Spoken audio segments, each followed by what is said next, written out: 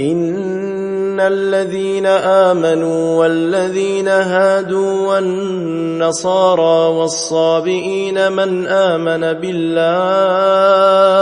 من آمن بالله واليوم الآخر وعمل صالحا فلهم أجرهم عند ربهم ولا خوف عليهم ولا هم يحزنون وإذ أخذنا ميثاقكم ورفعنا فوقكم الطور خذوا ما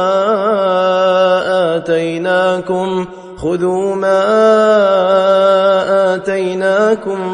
بقوة واذكروا ما فيه لعلكم تتقون ثم توليتم من بعد ذلك فلولا فضل الله عليكم ورحمته لكنتم من الخاسرين ولقد علمتم الذين اعتدوا منكم في السبت فقلنا لهم كونوا قردة خاسئين فجعلناها نكالا لما بين يديها وما خلفها وموعظة للمتقين وإذ قال موسى لقومه إن الله يأمركم أن تذبحوا بقرة قالوا أتتخذنا هزوا قال أعوذ بالله أن أكون من الجاهلين قالوا ادع لنا ربك يبين لنا ما هي قال إنه يقول إنها بقرة لا فارض ولا بكر عوان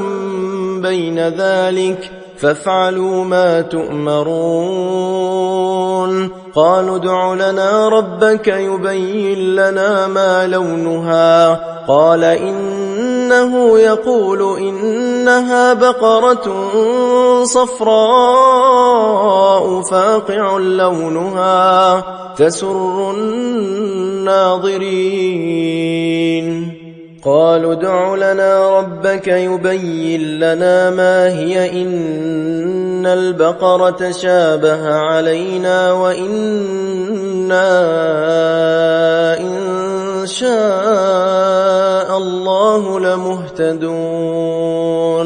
قال إنه يقول إنها بقرة لا ذلول تثير الأرض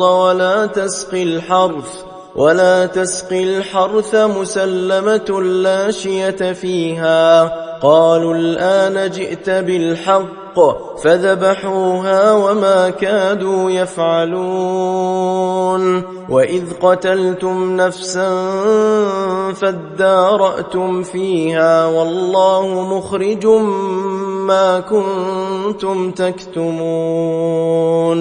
فقلنا اضربوه ببعضها كذلك يحيي الله الموتى ويريكم آياته لعلكم تعقلون ثم قست قلوبكم من بعد ذلك فهي كالحجارة أو أشد قسوة وإن من الحجارة لما يتفجر منه الأنهار وإن منها لما يشقق فيخرج منه الماء وإن منها لما يهبط من خشية الله وما الله بغافل عما تعملون